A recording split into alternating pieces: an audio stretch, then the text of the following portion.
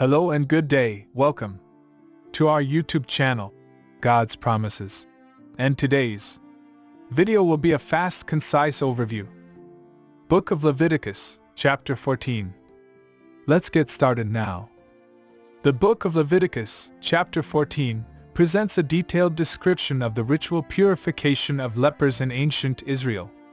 Leprosy, a bacterial infection that caused severe disfigurement, was considered an unclean condition that required the person to be isolated from the community.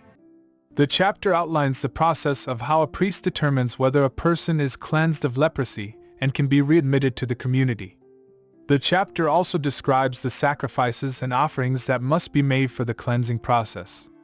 The chapter begins with the Lord giving Moses instructions on how to deal with leprosy in the community. The Lord tells Moses that when someone is healed of leprosy, they must be examined by a priest to determine if they are truly cured. If the priest determines that the person is clean, they are to be purified in a ceremony that involves 2 birds, cedar wood, scarlet yarn, and hyssop. The priest is instructed to take one of the birds, kill it over running water, and dip the live bird, the cedar wood, the scarlet yarn, and the hyssop into the blood of the dead bird. The live bird, along with the other items, is then sprinkled over the person who is being cleansed of leprosy. The blood of the bird that was killed over running water is also sprinkled on the person 7 times.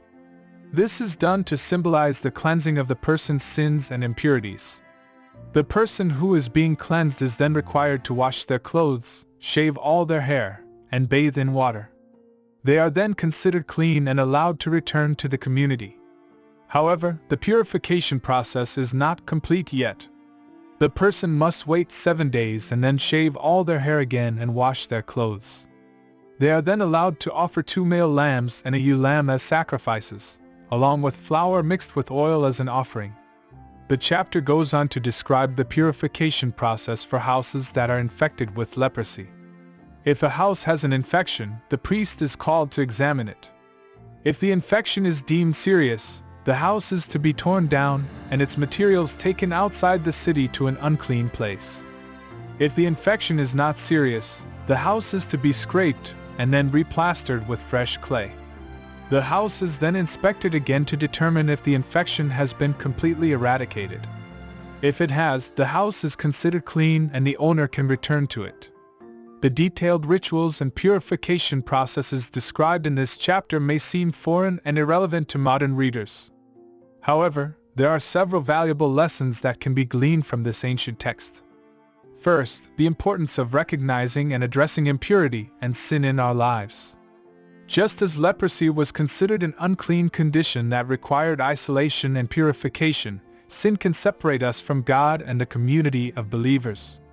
It is important to recognize and confess our sins, and seek purification and forgiveness through the sacrifice of Jesus Christ. Second, the chapter emphasizes the importance of following prescribed procedures for purification. The priests were to follow specific instructions in determining the cleanliness of a person or house, and the cleansing process involved precise steps and offerings. This highlights the importance of obedience to God's commands and following established procedures for spiritual growth and healing. Third, the chapter emphasizes the importance of community. The person who was cleansed of leprosy was allowed to return to the community after being isolated for a period of time. This highlights the importance of community support and acceptance in the healing process. It also emphasizes the need for us to love and accept those who are marginalized or struggling in our own communities. In conclusion, the Book of Leviticus, chapter 14, provides detailed instructions on the ritual purification. Thank you for visiting us today. Please share with us your favorite Bible chapter below in the comments section. Don't forget to like and subscribe. It really does help our channel grow. Looking forward to see you back here for our next video. Always take good care.